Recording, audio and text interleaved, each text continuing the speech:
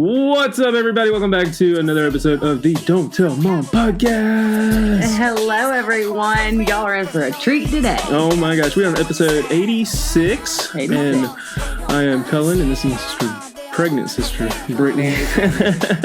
Still pregnant. Still pregnant and rocking it. And speaking of rocking, we've got Sean of the South. I always want to sing the song. Sean of the South. Sweet potato pie and shut my mouth. Sean Dietrich, welcome. Yes. Thank you so much for coming. How are you? Thanks for having me. I'm good.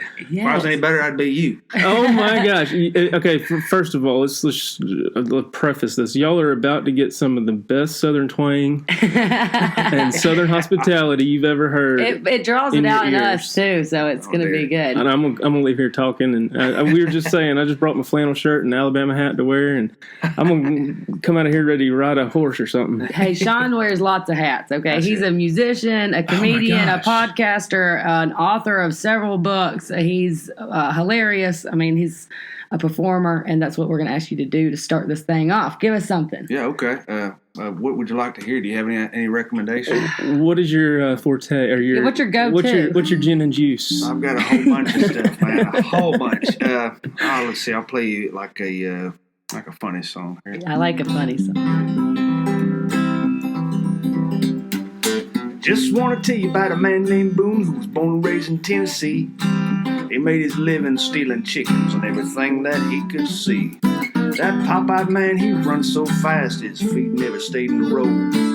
And every time he see a freight car pass, he just had to get on board. He was a traveling man, he certainly was a traveling man. He was the travelingest man who was ever in the land. Lord, he traveled, known for many miles around, but he never got caught and he never got hooked till the police shot him down.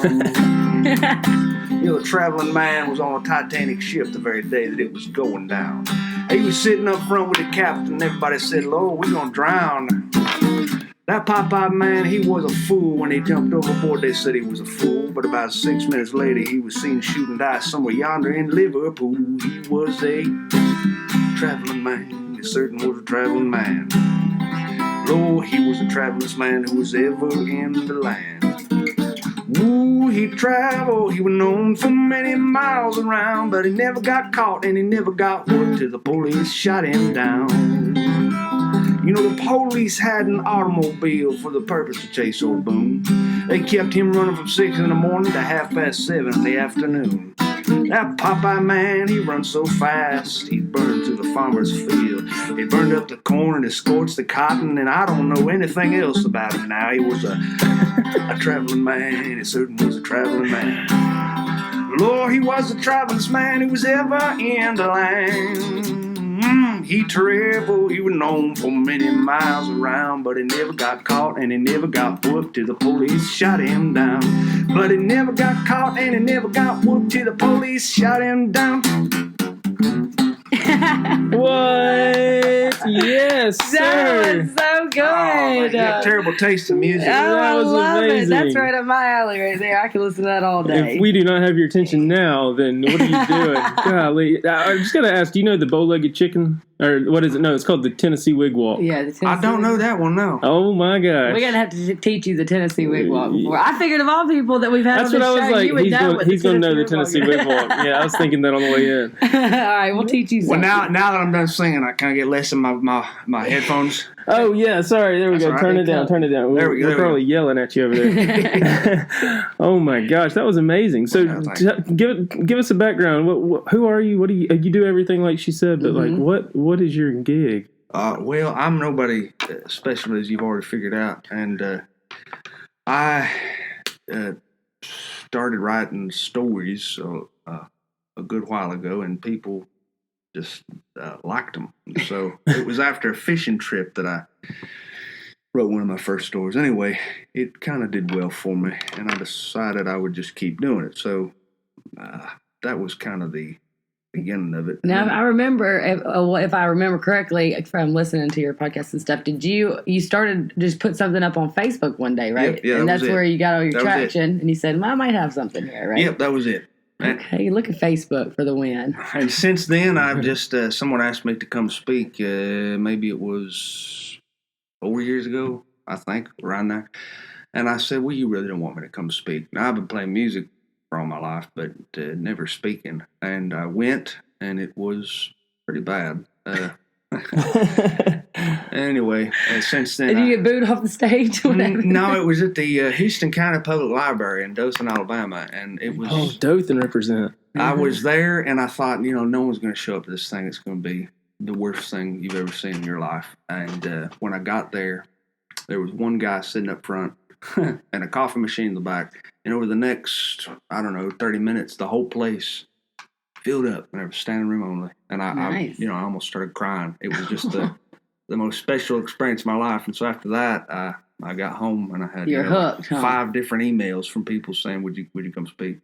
Yeah, that's amazing. One of the things I found interesting when I was just in the quick research that I did was your storytelling ability and the nostalgia with it. Now, I would find myself sitting in the room with you almost. The going back, you started in 2017, I think, maybe probably sooner than that with podcasts. Yeah. But I listened to one story about with your dad in a Waffle House. Oh yeah. And I was like sitting there with you, like it was just, I was like, I couldn't stop listening. Like I was like, what's going to happen next? Well, I appreciate that. Most people say that they use my podcast as a sleep aid. No, I like it. You got like a sermon giving voice. You know what I mean? Yes. But in a good way. I told Cullen when he came in today, I said, you know who he sounds like? He said, who? I said, Papa Sam. You sound just like my Papa Sam, except less country. Okay. Yeah. I like Papa Sam already. And like Cullen said, just it's so nostalgic listening to some of the stories you're telling. And I was listening to one year in the back of a pickup truck with your baseball team or something. And talking about your coach and just, riding with the wind in your hair and your buddies and you're screaming out, honk, getting people to honk for you and all this. And, that was how we brought up too. Get in the back of the truck. You know what I mean? And if you see a cop, lay down. Yeah, right. That's how it is. That's disappearing now. It is.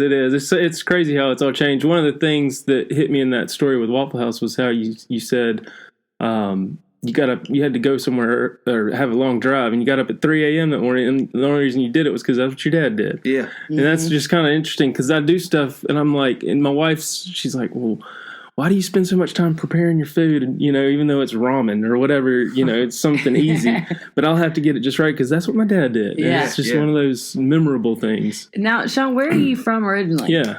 Well, I'm kind of a man of a checkered past. I was born in Kansas City, Missouri. And my people... Super Bowl champs. Yeah, exactly. There you go. My people are from... Well, my father's people are from southeastern Kansas. And anyway, when he died, I was a boy, and we moved to the Panhandle of Florida. Briefly, we lived in Atlanta with my aunt and uncle.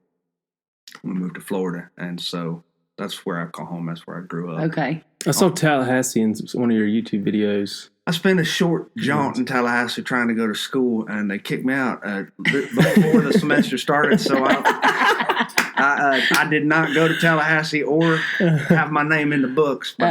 Did you have brothers and sisters with you? I have a sister. You got some good B-roll from the experience, I guess. Yes. That struck me because me and my wife moved to Tallahassee for a year. We had a quick short trip down there, but I was like, oh. That's what got y'all started vlogging. Yeah, just to move down there. But yeah, I was like, oh, he must be from Tallahassee. But no. I truthfully, the only reason I enrolled in that school to try to get in, I was going to study music, and they didn't think I'm an ear musician. I don't read, so I got booed off the audition stage. Yeah, you got to know how to read for those fancy school times. No kidding. But if I had my choice, I would have loved to have gone to Alabama. But because we're Florida residents, I could not afford to. Oh, yeah. Now, why are you an Alabama fan? Well, where I live is about 35 miles from the Alabama line. So all my friends are Alabamans. Like, Florida's set up, which a lot of people don't.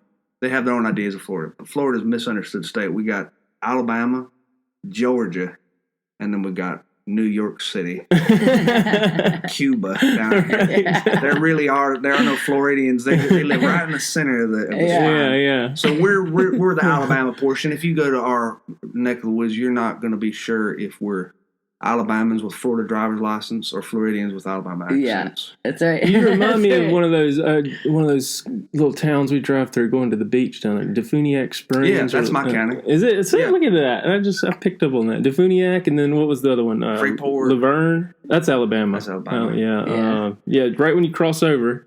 Once we hit Defuniak Springs, I know we're getting close. Oh, yeah. Closer. I take it you've been to Floribama a couple times. Oh, sure. You might have some panties up there somewhere. I played the Floribama with several different bands. I was like a musician for hire for a long time. Okay. I'd work construction in the days, and then I'd play music at night. So I have played all over the Southeast, not in good places that my mom would be proud of, but in all the little junky places. That leads me into my next question. Tell me the difference between what was it, a beer joint and a sin hole? Oh yeah. well, you got a in my opinion, you have bars, taverns, and you got beer joints, and then of course you got the nasty little den of iniquity that my people, because I was raised Southern Baptist, would call a sin hole. But your tavern is the kind of place where people get in there and they watch hockey, and I don't know how to play hockey. And they scream at the screen and they get all excited. And then you got the bar, which I have found when someone calls it a bar, it's really just a meat market for singles. Yes. And then you got, to me, the beer joint, which is a place where there's always a plywood stage in the corner where there's music going on, where you can hear the songs of Conway Twitty singing, lay me down and let me whisper pretty love things in your ear. I love that kind of stuff. And then the sin hole is a place where the cocktail waitress is barely wearing enough to floss your teeth with. It's the titty bar. That's exactly right. Those are the places where we send our deacons out to peruse the parking lot and make sure that our guys aren't parked there. And when our guys do park there, they unscrew their license plates. So. They're not getting caught. That's right. I love it. Well, I like the beer joints personally, and that's were you just gifted with this talent? I guess you just were born this way, where you can hear music and play it. Yeah, well, I don't know. I don't think I'm a very. I know I'm not a very good musician, but I enjoy music, and when I hear certain songs, I've got a curse to where I can't forget. So I can remember every damn TV theme song I've ever heard in my life. Really? That's just awesome. About, not That's in a good crazy. way. I remember in that story you were telling, there was a podcast, but was it your dad or somebody, a granddad maybe, put a piano over in the corner and said, Yep. Learn to play it if you want to. If you don't. Yep. That's how we grew up. That's how it happened for me. Yeah. That's crazy. We had the same thing happen to us, and I didn't get a lick of I can't. I'm tone deaf. I can't sing nothing. We try, but I took one lesson in guitar, or one guitar lesson, and my fingertips were starting to bleed at the end of it, and they said start playing your Nintendo with your two fingertips instead of your thumbs. Try to build up your callus a bit. That's good advice. Yeah, so Cullen got hooked on video games. About the guitar. He wouldn't have been That's any real good good at advice. it. I got into the saxophone for a little while, in high school. Got up to first chair for a minute, but I still just didn't have the natural ability and knack. It was like studying for a test, trying to read music or something. Yeah. It was not enjoyable. Yeah, or as enjoyable. That. But I sure love listening. Oh yeah, well I do too. I like it more than I do playing. So you've got how many, 14, 15 books out right now? I think something like that, 13 or 14 Golly. maybe. Okay, and so you started that with the Facebook, and you just posted a story, right? And your books are short stories, is that right? Well, they're all different. I got 3 novels, and my 4th one that we're still working on, and then I got I believe the rest are compilation books, and then I have one memoir that'll come out in March that we've been spending the last year and a half working on. Okay, yeah, that's amazing. I mean, you just insane. and you never really had that as a vision for yourself. No. You just decided with the feedback that you were getting that you might be kind of good at it, and just started, and it went from there, huh? Yeah, that's just about how it happened. I certainly didn't ever think I had the chops to be a writer, but I've always read. I didn't go to high school. I'm not a high school grad, so I had to. That's even more amazing. Yeah, the dream, just the being able to accomplish carve all your that. own path. Yeah. Yeah, I went to. I dropped out of school in the 7th grade after my father died, and then I See that now you can tell I'm not.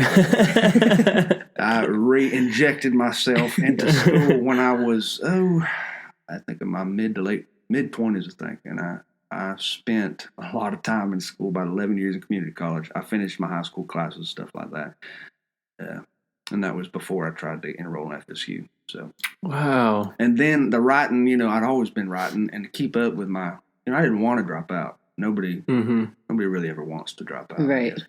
Or maybe some do. I kept reading, so I read a lot, but not because I'm a smart guy, just because I felt pretty bad about myself. I felt real bad about myself, so I read to maybe give myself a little more of an kind of escape. Yeah, in a sense, kind of a boost in confidence, maybe. Yeah, you get it's. I haven't read. I can't tell you last time I read a full book. I listen to them now, but even listening to it, you just kind of get out of your own skin, or you get into somebody else's. Just like listening to your stories. It's like I'm in that freaking Waffle House, sitting there with you with your 2 front teeth out and you eating waffles. It's crazy.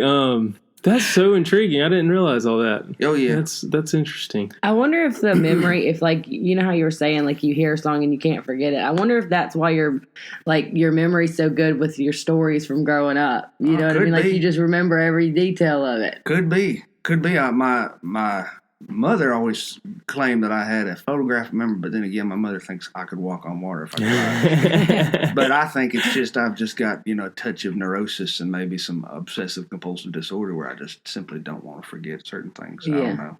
Hey, that's not a bad thing to have, though. I think Cullen thinks he's got a photographic memory. I know I do. I get claimed. Yeah, that's my claim to fame. You can tell me something and it'll go in one ear and out the other. But if you want to know where that sock is, I'll be like, it's underneath the guest bedroom on to the left side. It's my wife's running joke in the house. She there'll be something missing for a week or something. She'll be like, where's that battery that was in that charger? I'm like, in the drawer under the CD player next to the key. We both got that. If this is, she always says it too. She's like, if you know where, if it's there, I am gonna freak out because I just happened to open the drawer that one day and just took a picture of it in my head.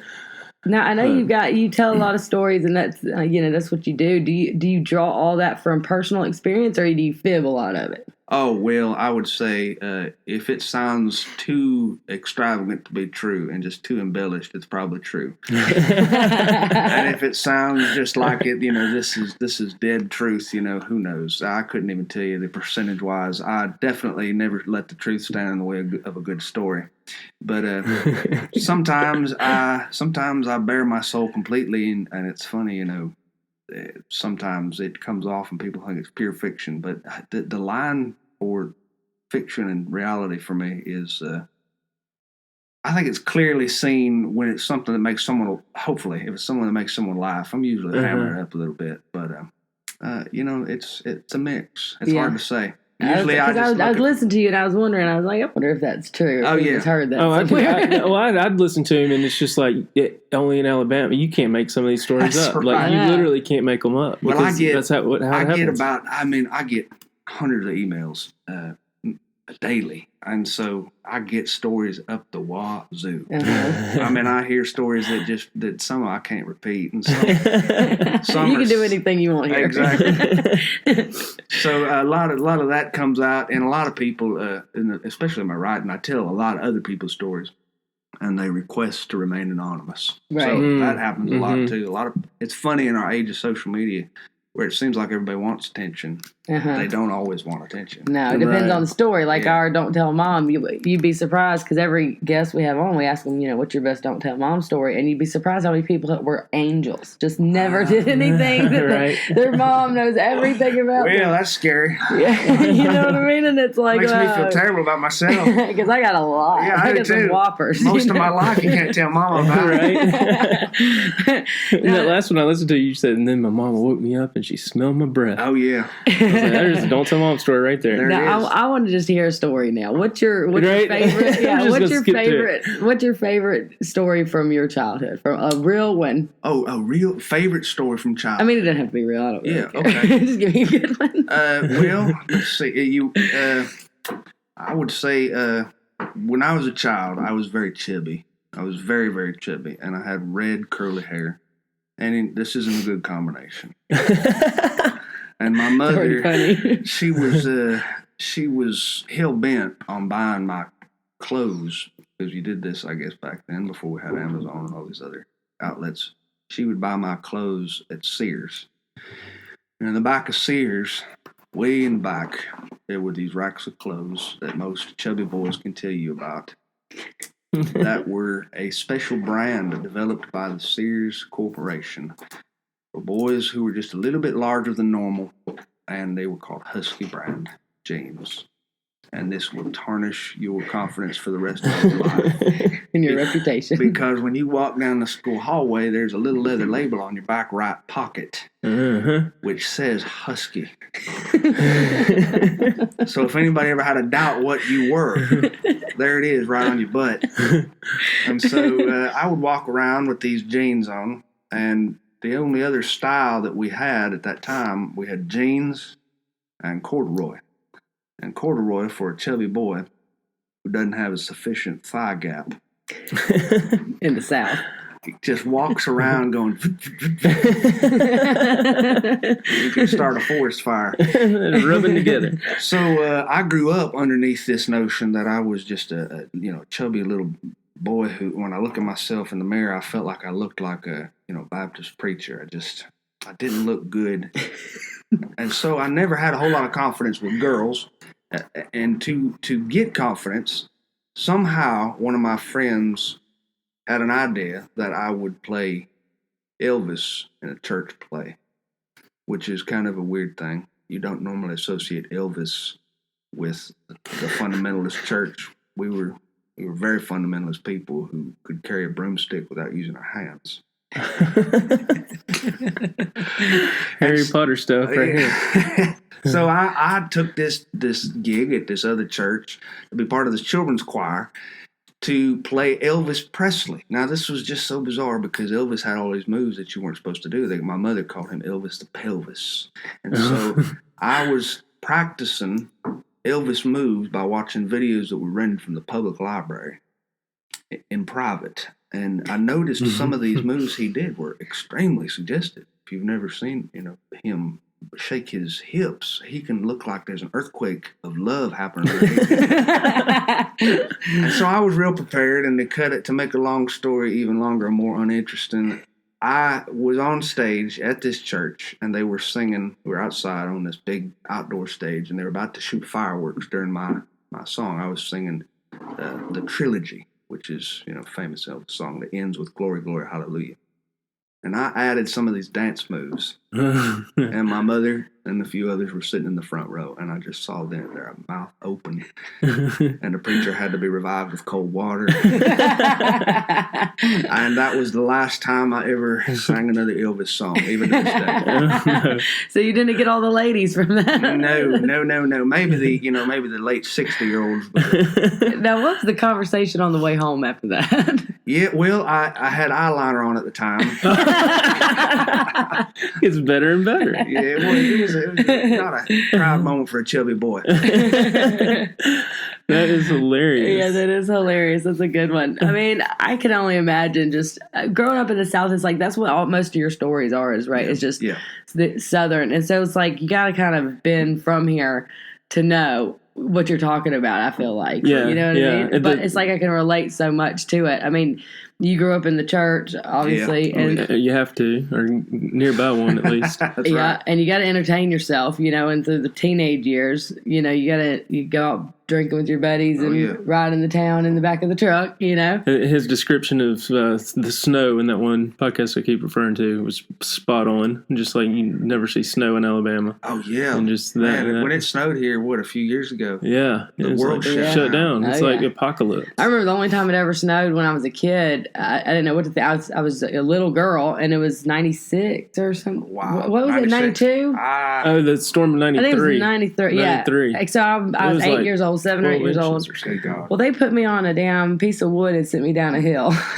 Okay, and I went. A sled. And I've never seen snow before, and it's up to our necks. Man, that's a big snow. It was a big snow. It was a blizzard in 93. Yeah, we were shut down for like 3 weeks or 2 weeks. Yeah, it was nuts, and we were ill prepared, obviously. obviously, but I remember thinking, we went sledding, and they sent me down this hill, and I didn't know what to do. I've never done this before. I ran right into a tree. I had to go to the hospital. You ran? Oh, you did? Yeah, they sent me right into a tree. We had to call the paramedics. Well, we had been going down, and we were hitting about 25, 30 miles an hour down this hill, and that'll traumatize. It wasn't snow. It wasn't like snow. Like Alabama never gets snow. It was more like ice with a little fluff on top, and then more ice.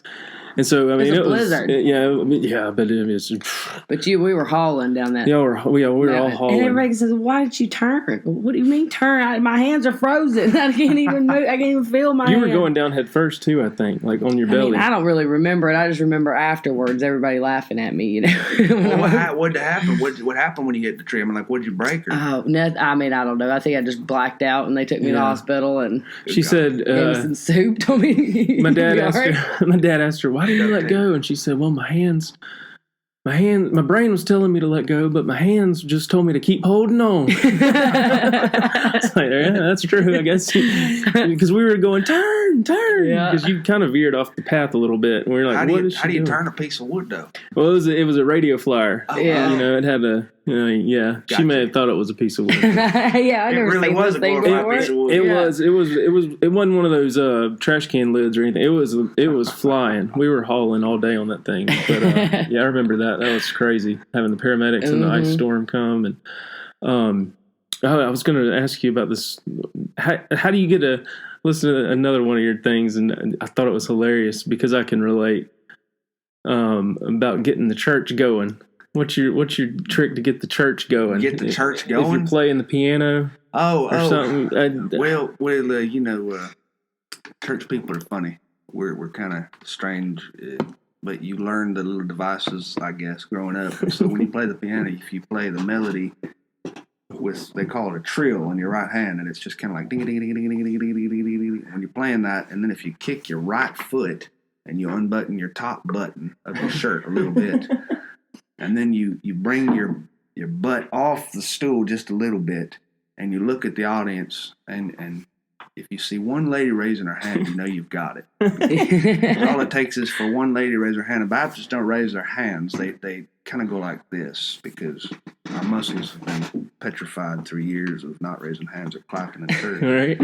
If you get a few people raising your hands, then you just move right into a song that has something to do with blood and guts.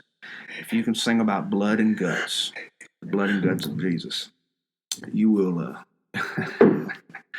get them moving.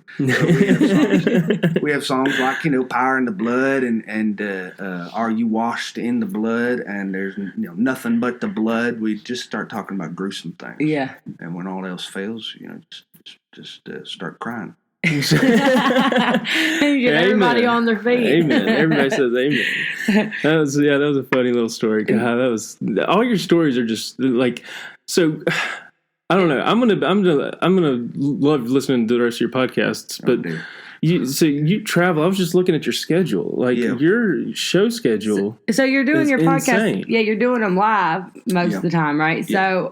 So like, how did you even get into that to book a show? Like, well, we've never advertised, and I never decided like that I was going to do this. What happened was, like I said, after I started doing a little speaking, people started calling us a lot, and I would just pass the email off to my wife because if anything were left up to me, the world would fall apart.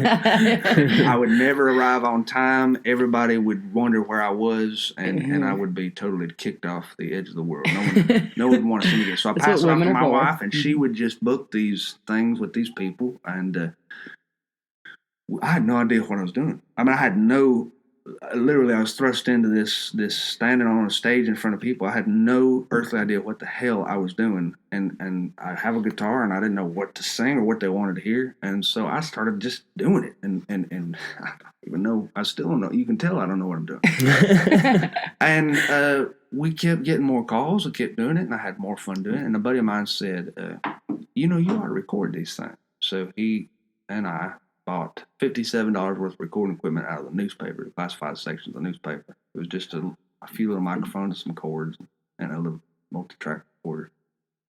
We put one microphone for the audience, one microphone for us, and then we started working with bands, and it just kind of mushroomed from there. well, I don't know what else to say about it. And people kept calling, and we record them and put it out there, and it's the worst entertainment you can ever see. They just keep booking you, huh? No good. You kind of remind me of like Rodney Carrington. Have you ever heard of him? No, I hadn't heard of him. He's a comedian. Yeah, okay. Of course, he's heard of you. Yeah, you have. Rodney Carrington? Yeah. No. Yeah. You don't. Oh my God! I thought he'd been funny. It's raunchy. He's a what? It's rated R. Oh, it is? Yeah, if you're going to listen, be prepared. Okay, You don't think you're listening to church. We're talking about church, and I give you Rodney Carrington. I can see Rodney Carrington. When I heard you and you did the guitar, and then the comedy, and I think that's who you. Well, that was actually one of the problems. Was I didn't have anybody to base what I do off of. Right. Like if I could have found somebody, I would have been just glad. Hey, that's the guy right there. You need Rodney to look him up. Carrington. Yeah, he tells some whoppers of some stories, and I could see him having his own Netflix show. Sean, I know. Rodney Carrington, but like just the whole next big star, right? Of it, yeah. I know, play a song, tell a story, play a song, tell. No, you do all these things, but you're talented in more ways than this because I've seen pictures of artwork that you've done. Yeah. Now tell me about that. Did you just talented in that way, just born like that again? Well, when I was younger, I tried to escape in all the kinds of ways you can. I drew, I painted a little bit, I played music, and I read. And you could maybe a close fourth would be I just love dogs, and so I always do stuff with dogs. But I went through a brief kind of period of my life where I was really just no clue what I was going to do. I've done every job that you can imagine. I've hung drywall. I was an electrician's assistant for a little while. Worked on a concrete crew for a little bit. You know anything about plumbing? Very little. There's a reason why they make so much money per hour, I tell you. Okay. I worked once as an ice cream scoop, working behind the counter wearing an apron and giving people ice cream samples for, I tried to get a job as a telemarketer. I've done everything. Mm-hmm. I've played music. So the reason I say this is because you do enough of that, you hit this wall where, golly, what the hell am I? Mm-hmm. And I decided I was going to just really pursue my painting and drawing in a serious way. And so I really did. I would go out in the middle of the country or something, and I'd paint or I'd draw. My wife did a lot of posing for me. Mm-hmm. And I once tried to paint a picture of her in the buff. I was about to ask you. And somebody bought this picture and they posted it on the internet.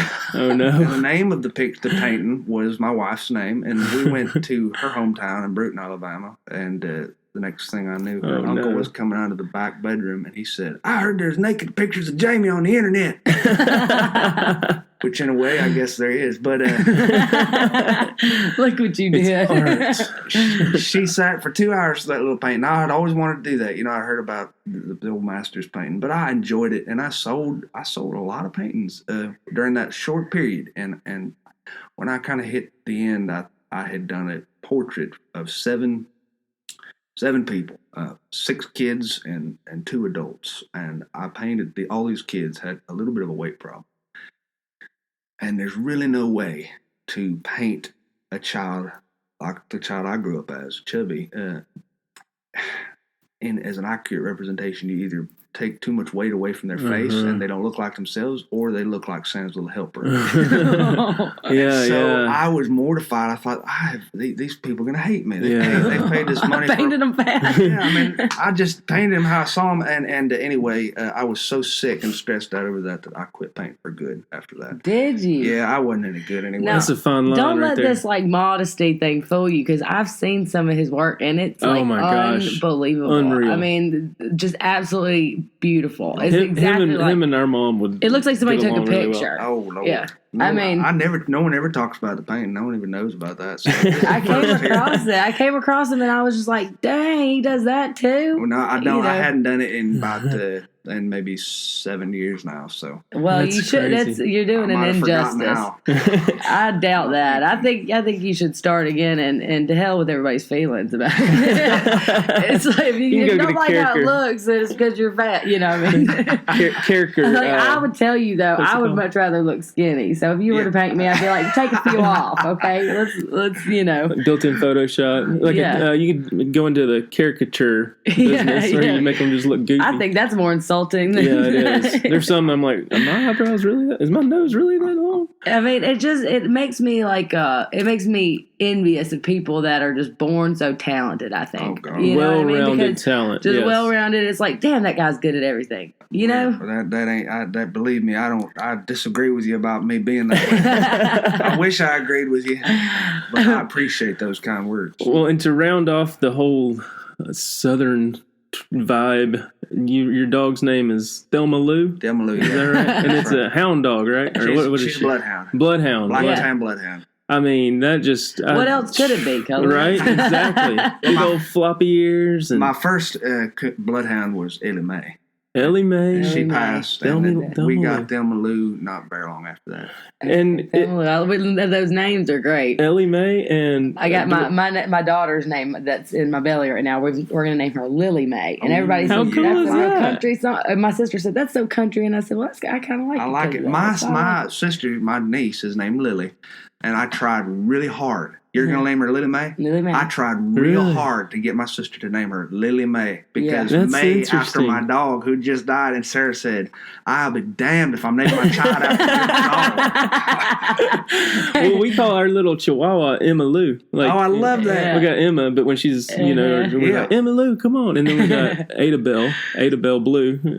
She's got blue eyes, or she's a Yeah. husky mix. But down here in the South, we get to do the two name Two thing. names, yeah. Yeah, it's Our crazy. dogs cost more than our trucks. That's true. That's true. And they're just as They're much keepers, a family, yeah. Yeah. I You're, know. Do you have kids? No kids, no. We No. just have our dogs. Okay. Those are your kids, I That's guess. it. Yeah, right. And how long have you been married?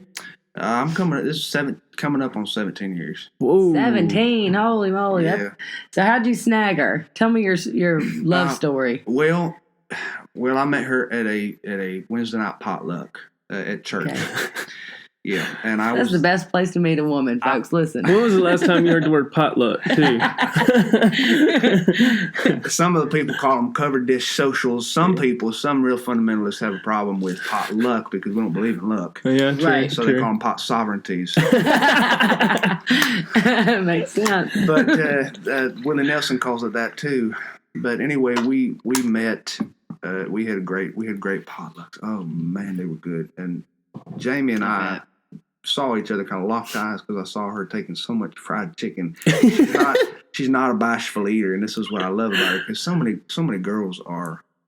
And I don't mean to stereotype any women, but some are just really concerned about how much they eat and what they look like. And I always knew that I wanted a woman who did not obsess about wearing makeup, who could just feel good about herself, who didn't care if her hair went gray. 'Cause I love gray hair, and didn't care about being, fluffy. Well rounded. And so she's very slender. She's not. I don't mean to insinuate that my wife is not. She's just a normal woman. Anyway, what I like so much about her is she really speaks her mind. She is a large and in charge presence. Nobody ever forgets her. She doesn't mince words. She is as proud as a crop of cotton. And I just I knew I had to have her as soon as I met her, and I saw her sop her plate with her biscuit clockwise and not counterclockwise. You got to watch for these things. They go counterclockwise. You never know what's in their heart. But when they go clockwise, that's a good woman. That's a good one right there. So you locked eyes and what? You took her out on a date? And Well, we couldn't shake hands because her hands were too greasy at the moment. So we bumped elbows, and I did. I asked her out on a date, and we went out on a date, and we ended up talking just so much.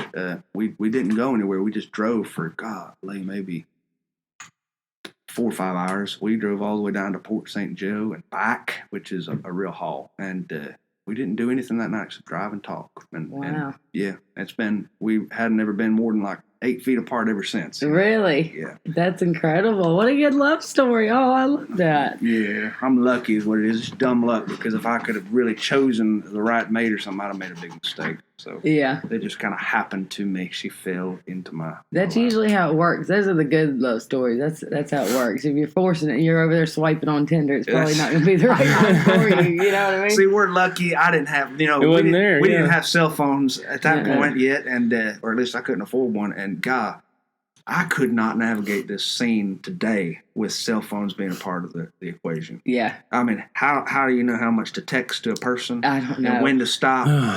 I just pray my husband never divorces me because I would not know what to do. Yeah. You know what I mean? Yeah. I watch these TV shows on it. I love the Ratchet TV, you know, so I watch the TV shows about it, and I'm just going, look at this idiot. He sent a dick pic. You know, what? In this day and age, ain't even met her yet. You know, I mean it's insane. But I would imagine y'all going back to your love story. You're a advocate for biscuits and gravy, big time. Man, you gotta have. Yeah, my wife. We gained a lot of weight when we first got married because my wife is a trained chef. She graduated from Faulkner State right around Magnolia Springs. Okay. She just graduated. She was finishing it when we met. Anyway, she can cook, and she worked in the industry for a little while. And every Saturday, she would make these, biscuits that are big enough to sleep on. And we got fat, man. Best years of my life. Oh, you got to love those first couple of years. That reminds me of Dad, just waking up and he'd have biscuits and gravy. Oh, homemade. Shit on a shingle. Mm-hmm. And see, there's all kinds of different gravies that she'd make. Tomato gravy. I was just about to say, Dad made tomato gravy in the morning, and it was awful. Like, really? Well, I hate tomatoes. I mean, everybody else would have liked it. He clockwise slurped it up or whatever. I don't. What is it? Counter or clockwise? It's two different styles. It says a lot about a man, right? That is true. Oh man, you're lucky having a wife that can cook. Though. Yeah. Oh, I know, right? And she does. She's good at it, man. She can make her pound cake is good.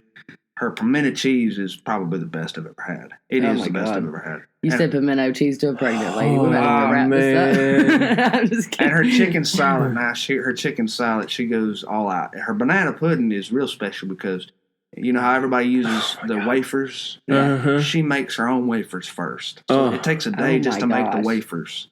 And oh my gosh. It's amazing. It's just. And you didn't bring her today because. I feel like we're related somewhere down the line somehow. With all this talking. Like, this is, like I said, him and Mom would sit here and talk for about 2 hours about all this. I know. Well, okay, chicken salad. Did she do the grapes? No, God, no. Well, I don't care. I don't care for the grapes or the pecans. You don't do all that. She's even real spot. I don't think she even uses any celery in hers because she don't like celery. Just smooth, huh? Yeah. What about pasta salad? Does she get a good pasta salad? She does some good pasta salad. Her mac and cheese is usually highly sought after for family reunions. Yeah, we're gonna have to come visit y'all. Oh, yeah. I'm just waiting on the invite. They would fit into Fort Payne, Mentone, Alabama, like all that. Oh yeah, that's where our mom's side of the family is from. Is Fort Payne and Mentone and Lookout Mountains. Papa's house is Lookout Mountain. I'm going up there next week. He raised roosters for a living. Yeah, so he's the sheriff up there, and all those stories. Yeah, we used to have a good time out there. They used to ride my mom and uncles. They used to ride with Papa Sam. He was a circus clown. Oh wow, a circus clown! Yeah, good God, I like him already. So they ride unicycles. Oh, we were up there for a funeral a couple of years ago, and I'll be there with my mom. I'm not gonna tell her age. My mom, an older lady, gets in her black funeral dress and gets in with pantyhose on and everything and rides a unicycle and gets back on it. She can do it? She can still do it. I mean, not very far, but she still got up. She got up. She made a good 10 feet. Yeah, a good 10 feet. And I was just telling my friends yesterday about my aunt. Some of the stories, I think with anybody from down here, especially with our older generation. Oh, yeah. You just got some whoppers. I was telling my friends' parents that I was with yesterday about our Aunt Nancy, who had she was crazy. She was the highest paid woman welder in the state of Alabama. Good Lord. And she had just a zoo of a house. She'd have like squirrels in bird cages hanging along her porch. Good God. She'd have a bird. There was a bird though that would talk to you. And so you'd go into the bathroom and the bird would be hanging up in a bird cage in behind the shower curtain. and you'd be peeing and you hear, "Meow, don't forget to wipe," or you know what I mean, like something funny from this little bird, and you don't forget to wipe. You know what I mean? Like you jerk up, and you didn't know where it was coming from. And it's this bird. She just had birds everywhere, and just I think that bird everywhere. ended up passing away one year. And Mom could tell a story better than us, but she ended up stuffing that bird and putting it in a hat. With a floral decoration, ants that wear and wearing it to church. Wearing it to church, Southern, true Southern. Stuff the bird and put it in your hat. That's called that's a mess, right there. yes, she was a mess. She had a shower outside. She would bathe under the moonlight. She was just crazy. But I don't want to be like anybody else when I grow up with that lady. You know, she had peacocks running around the yard. We'd go out there and try to chase down the peacocks and grab them, see if we could catch them. And her whole back porch was made of nothing but marble. Oh. And her daughter is actually in tribute kind of to her mom. Our cousin's doing her back porch is the exact same as just all marble. Wow. And it's absolutely beautiful. Like Sylacauga marble? Yeah, like probably. Beautiful white. Probably like they got it out of the quarry. Like they did it by hand and pieced it together and stuff. I mean, it's unbelievable. But I think the Southern people, our people, are just the most interesting kind. In the South, we revere crazy people. Yes, we idolize them. Yeah, I love that. You don't find that in other places. Yeah, what's the best story you've heard? The best, most Southern story you've heard? That's not yours. Yeah, okay. Well, I've got a load of them in my head. There's one that was told to me from this little community that will remain nameless because it was such a disaster that happened. It was this tiny little, and I believe it was a Free Will Baptist church way out in the sticks, and they had left the doors open one day while they were cleaning it out. Because they had used bleach on the pews. Now, you know, something bad happened if you're using bleach on the pews. Yeah. The doors are open, the windows open, and in comes this huge 12-point buck. And he was roaming around in the church. And so the secretary comes out, and she looks around, and she sees this thing. She about gets scared to death. She calls the closest guy who runs a cattle farm just up the road to come deal with this. And he runs into the church. He's still wearing his big muck boots, and he's got, you know, he's just a mess. And he's got a double-barrel shotgun. And he sees that deer. And at the same time, a 93-year-old woman runs into the church also carrying a double-barrel shotgun. Oh, no. Running. She's the neighbor, and she saw this deer wander in, and she is reputed for wanting these deer for herself because she is obsessed with killing deer. And every morning she wakes up and she opens her kitchen window and she places her double-barrel shotgun on the window ledge and waits for deer. And she lands all sorts of deer just this way, and then she calls her son, and he comes and processes them right in the front yard. So she and him are fighting over who's going to kill this deer in the church. Well, they can't come to an agreement over who's going to shoot the deer, so they both fire at the deer standing in the corner, who I'm sure is looking at them thinking, this how all fundamentalists are. They fire and they miss the deer and hit the baptismal. Oh, they shatter a water line, and the entire church is flooded in a matter of seconds in about 4 feet of water. It's come up all the way over the pews. You can't make this up. So they got to call the fire department, and the fire department comes and somehow figures out how to shut off the water line. And they hold church that next Sunday, and the deer was present at the service. Oh, my gosh. That is hilarious. That reminds me of when I was living in Tallahassee working from home. I was bored, and I was shooting squirrels out of the window with bottle rockets, or I was trying to. Nothing like that ever happened. Like, no flood happened or anything. He's an amateur. But I got some people driving by and stuff. I was like, okay, maybe I need to stop. That is insane. Well, that was told to me, so I can only repeat what I heard. Yeah. But I believe it. That could have been my favorite story I've ever had anybody send to me. My wife, she pulled it up early that morning. And I would have probably not believed it until I saw a picture. that had come along with it. Oh, really? Yeah, okay, so it was. This is I believe. real. I think so. Unless someone had to deer to their service just for the hell of it. And he lived to see another day. Right. Something we've talked about on this podcast before is mental health issues and stuff like that. And I just got sucked in while you're telling that story as well, reading this letter to your dad. Yeah. Mm-hmm. And I don't know if you how much you want to share of this. Oh, no. But it was on the internet, so yeah, it was my life's an open book. He's got naked pictures of his wife on his head, so Cullen just That's right. But it hits a heartstring, and I mean it's obvious that there was something there that I don't know. Just reading this, I think you said in one of your things his birthday's in September. Yeah, September 11th. See, she's got a September 17th, so that kind of struck me. I was like, oh, that's he was born on Bear Bryant's birthday. Oh well, I was born during the third quarter of Bear Bryant's Liberty Bowl farewell game, which was in Memphis, Tennessee. I was born at the exact moment Jesse Bendross kicked a field goal that tied the game, and my sister's birthday is on Bear Bryant's death day. That's crazy. Well, y'all are an Alabama family. Roll Tide. I love it. Roll Tide family. That's awesome. So your dad was a baseball player, or yeah, he was. He was a baseball fanatic. I don't remember if I was listening to one. It was you talking about your dad watching football. Mm-hmm. But was he sick before he passed? No, that was somebody else's story, I think. He committed suicide when I was young. Oh, did he? Sixth grade? It said, or you said, I think, or yep, I was 7. It's right before. That's right when before you 7th grade. Didn't go to high school. Yeah. We did. We had this lady on. She was a friend of John McLemore from the S-Town podcast. Oh, yeah. And she'd come on, and she does a lot of work with the suicide prevention and stuff after that. Yeah. And so, yeah, we're big fans of that. Cullen, I know, has suffered with some depression and things like that. Yeah. So. Well, I think just hearing your words on this. Sorry, go ahead. How you're saying, I just wonder what you look like as a granddaddy, and just your detail to and attention to story is just so it's so incredible. And then just the way you end it and all this stuff, saying you're okay. And well, I've talked a lot about that's. I mean, I talked a lot about suicide. The memoir that comes out in March is mostly about my father's suicide. Really? About it was the biggest event in my life for sure. It's a pivotal age too. Like you're right at that remember stuff. 6th, 7th grade. Like yeah. You're so anyway. To me, the issue. I just wish.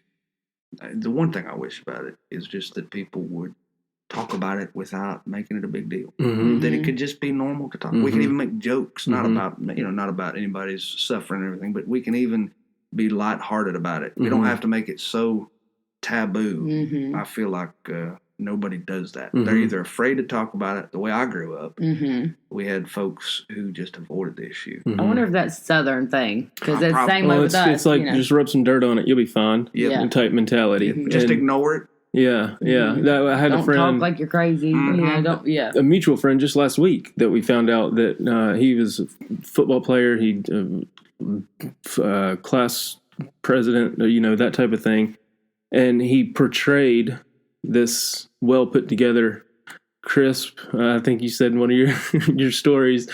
Had his pants ironed so sharp they could cut a lemon or something, and everything. And he just looked the part, and found out last week through a Facebook post that he committed suicide. And it's just like, what? Like you just get into this how? And then in the obituary it says our son was obviously dealing with something more than we even knew about. I've spoken at a lot of suicide awareness stuff all over, and the one thing I talked to, maybe. One of the most common types of people I talk to are someone who's lost a family member to suicide, just because a lot of them identify with my story too. And the number one thing I hear every single time when it has something to do with suicide, everybody says this, and I'm talking almost without exception. They will always say, "I had no idea. We had no idea." That's what they say. So obviously, what they're really saying, if you could wind back the clock, is they want to talk about it with whoever needs to talk about it. You know what I mean? Yeah. So I think we're missing a boat when we don't find a way to help somebody who's going through something tough, just to open their mouth. Right. Right. I mean, a lot of times we'll know somebody's going through something tough and don't reach out. Yes. I think that's what it, because you think, oh, well, their Facebook, they look fine. Yeah, exactly. They posted a selfie. Or, I'm going to be on the phone with them for 3 hours if I try to call him right now. And you've got kids you got to put to bed or something like that. Kind of like in the last one we talked about with John, yeah. But just, God, Liz, it's just like you talk about your wife and how she brought you back to life after everything, and then she did, and she helped me find my spirit. You missed a lot. In fact, you missed my whole damn life. You missed my driver's license, my truck, my wedding, my car wreck, 100 Christmases, my first published piece of writing. I've been doing that I think the stuff that the impact you have on the future of everything else too going forward when you decide that is the option. And it's so hard to say, no, don't do that, or like open your mouth and talk about it is so hard, because in the moment and in that dark place, you think that that's the only answer to get out of this hell, but it's not. But it's not. Yeah. Well, I've found when somebody is thinking that way, they think that they're going to be doing their loved ones a favor. Mm-hmm. And, of course, it's not that way. I mean, it changes the foundation of your entire existence after that. So, hey, I agree with you, though, to put it out there and make it not taboo and to talk about it more openly and freely to where people are more comfortable, I think, going forward and generations to come. Hopefully that's the case, that it is so talked about and well known, and it's something that you wouldn't feel uncomfortable going and saying, I'm having thoughts like that. Yeah. And so hopefully that's what you know. My father's generation, for him personally, he was a blue collar man, he was a steel worker. They did not talk about anything. You didn't cry. You didn't do nothing. So he would always say, I'll be 6 feet under before I ever see it shrink. Well, he's 14,100 feet above sea level right now. We scattered his ashes on Pikes Peak, Colorado. But he got his wish. He didn't ever have to talk about it. But if it would have been okay or encouraged even, or just not a big deal. Yeah. That's just crazy. I didn't mean to get off on that. I think it's good to bring awareness to it, but I just saw this and it struck me. I was like, golly. But then like I think about it and I'm like, I know like how much shit it puts you through. Yeah. But like look where you are now too. So for you personally, it's like how much stronger. Sorry, I beat through y'all's. How much stronger and versatile this has made you. Like you are the man of many trades or whatever. And, well, I mean, I think in the end too, and I think it's awesome that you're doing, like you said, your book is a lot about it and just bringing awareness to it and talking about it. And I think it's an honor to be able to listen to your stories and stuff. You. And all of them, all your stories. Thank you. I got one more story I want from you, though. Okay, and then I want to one more. And I know this is changing. We're going to talk a little lighter note. Well, I don't know. It might be a more serious note, but it's the same question we ask everybody. We try to ask everybody. Oh, he's already told us. No, his best don't tell mom story. Yeah, he told us that. Well, he told us a story. He told us What's your best don't tell mom story? Don't tell mom story. Oh, howdy. Because see, I tell so many stories now that all. Is there any that your mom didn't know about? Yeah, my mom didn't know about. Like, oh yeah. I mean, oh yeah. Okay, let me see here. I would say, well, okay. When I turned 18, I was I turned 18 twice in my life. Probably maybe even more than that. I worked with a little band and we played beer joints and had a ball. And I was the youngest guy in the band. Management would not let you through the door unless you're 21, unless you're with the band. If you're with the band, then you could be 18. Okay. So I was 18 when I was 16. Okay, there you go. But they wouldn't let you touch alcohol, right? And the manager was real strict on this. And so we played music, and I was 18 for 4 or 5 years. It felt like. And on my actual 18th birthday, the manager figured out that we had been fabricated. That I was this kid was 16 years old. Come on, ain't no this. He wasn't born yesterday. And we slipped and said, "Yeah, Sean's celebrating a birthday." They're like, "Oh, really? How old is he?" "Well, he's 18." And the manager looked at me and he said, and he smiled and he winked. And that night they served me half a beer. just to celebrate my birthday. And my mother would roll if she heard me tell that. Bring shame on her family. How dare you? That's terrible, I know. Was that your first beer? No. Yes, it was. Yes, ma'am. Yes, ma'am. Yes, sir. Is she still around today? Yeah, okay, good. Yeah. That's awesome. She lives Don't let her listen to this. No, please. I don't think we're in any danger. We're good. That's so funny. I turned 21 in a bar I'd been going to for a few years. Yeah. And I said, what are you going to do? Kick me out now? I'm a paid customer. It's my birthday, So, Well, they knew, the the owner of the restaurant bar knew that if I didn't get something there, that probably the guys in the band were going to go out back and where the guy sold clear liquid out of recycled milk jugs, the good stuff, which could make you go blind. Yes. You don't know where that came from. He figured if they just give me a ceremonious, a swig of beer, then that would be enough. Yeah, you would have had your had your little birthday celebration. There you go. Oh my gosh! Well, can you close us out with some music? Sure. Yeah. And, before you start playing, though, where can we find us? Tell everybody where they can find you and get your books and stuff like that. You just Google my name, Sean of the South. I don't care if they do or they don't. I'm just pleased that you have me on here. Thank you so much for coming on. We've got I'll have all his links below. He's got an Instagram that's fabulous. You can see Thelma Lou and the Pikes Peak. I saw that picture where y'all went to go visit your dad's ashes or spread ashes. Yeah, no, we visited. Yeah.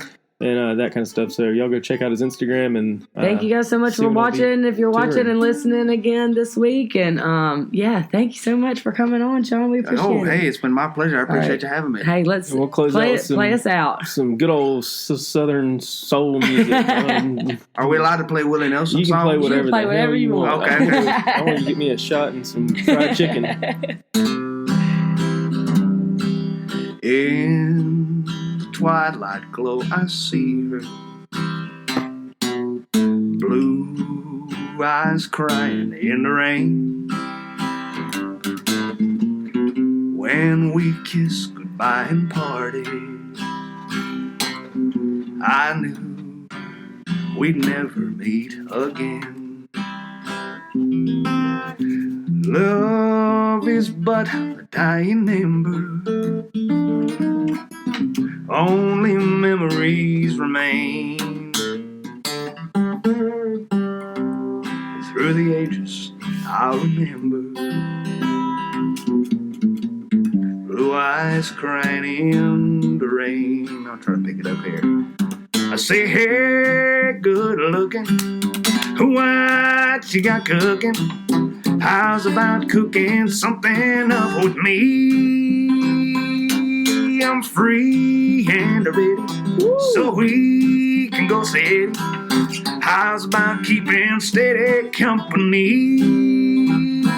You got a hot rod Ford and a $2 bill. I know me a spot right over the hill. There's soda pop and dancing's free, so if you wanna have fun, come along with me. I say, hey, good looking, what you got cooking? How's about cooking something up with me? Woo! Man, that was awesome. You have a terrible taste in music. Oh my gosh. It. Thanks, dude. Thanks for See you next week, y'all. Woo! 2 times Tuesday. Peace.